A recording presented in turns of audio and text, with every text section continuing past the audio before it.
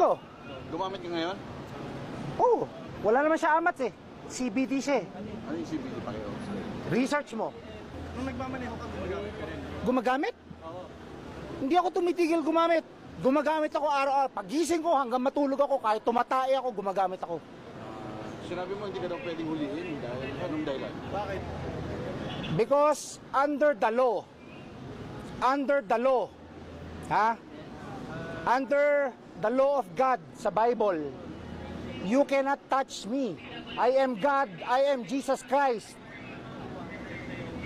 You're the son of God? Yes, no, I am God in flesh. Paano mo nasabi, sir? Ha? Paano mo nasabi na you're a God? I am untouchable. Pero sir, ano masasabi niya? Pinasasa na kayo ngayon. This is illegal. Kasi, You have nothing against me.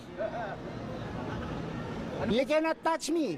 I am Jesus Christ. sir, ano ba? Lahat kayo, lahat ng kaluluwa nyo akin.